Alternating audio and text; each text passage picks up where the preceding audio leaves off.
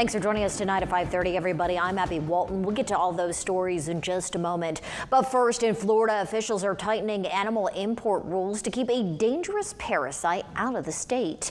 The Commissioner of Agriculture has issued a new emergency rule after more new World Screwworm cases in Texas and New Mexico.